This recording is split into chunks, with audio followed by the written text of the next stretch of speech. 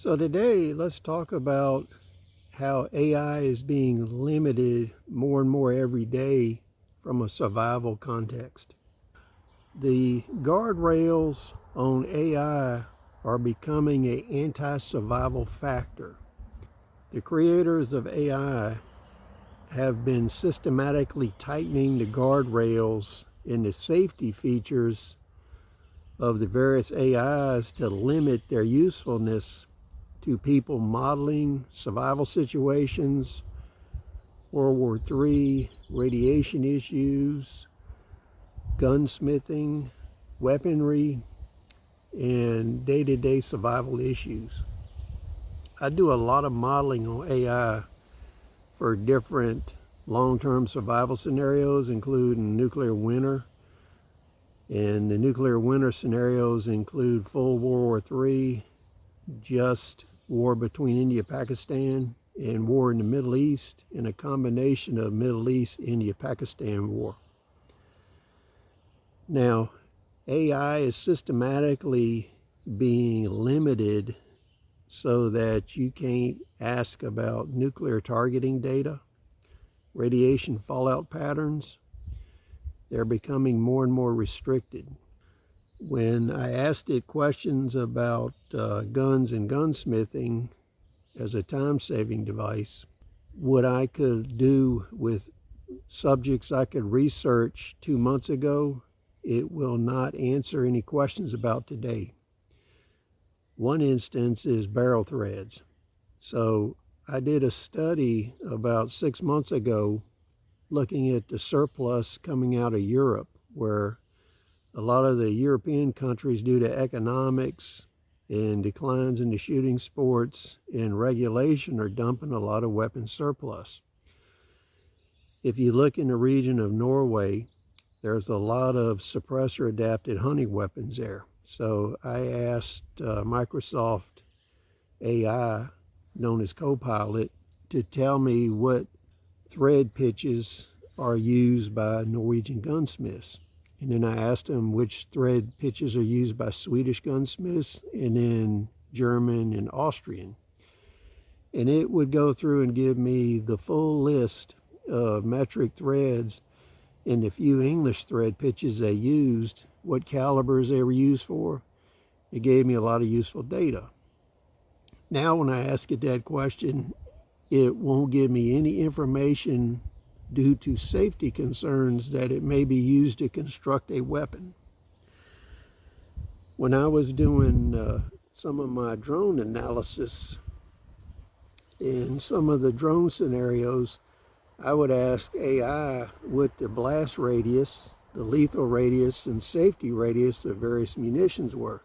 For instance, 60 millimeter mortar rounds, 81 millimeter, and 82 millimeter mortar rounds, as well as hand grenades and mini grenades.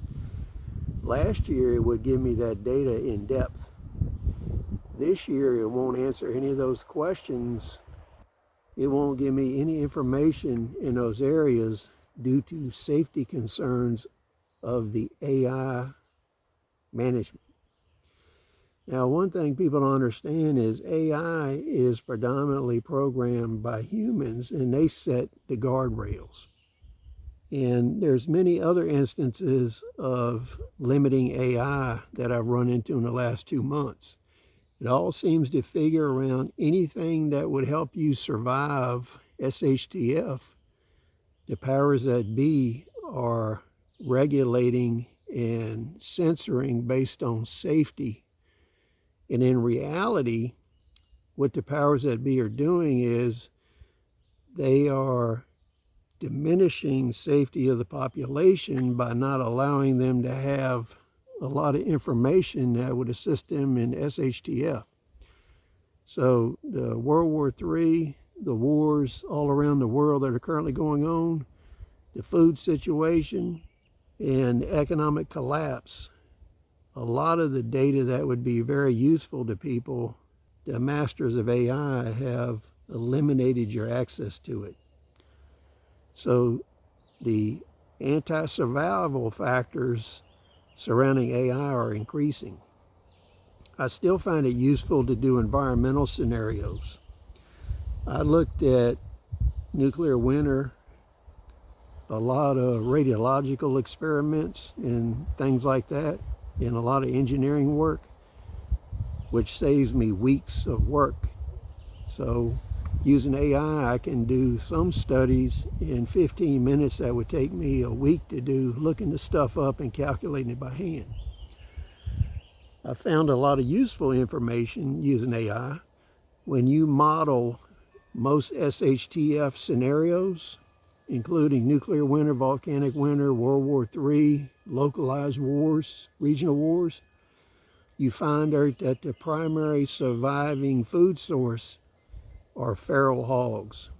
So the species that America is trying to eliminate the hardest is the one that gives the population the most survival potential in all of these scenarios. They're very resistant to the cold weather and nuclear winter. They're very resistant to ecological damage. While you still have the capacity to use AI, you should model the climatic data in your area and then model it in nuclear winter. And the nuclear winter scenarios you should use is a limited nuclear war between India and Pakistan, one in the Middle East, and then the last one is actually World War III. And you will find interesting data on how the climate in your area would change, what the recovery time is, what food sources are eliminated, what happens to the road networks and the buildings over 5 to 10 years, and what the recovery timeline is. This is all useful information for modeling SHTF. So I'll quit rambling, and please share your thoughts.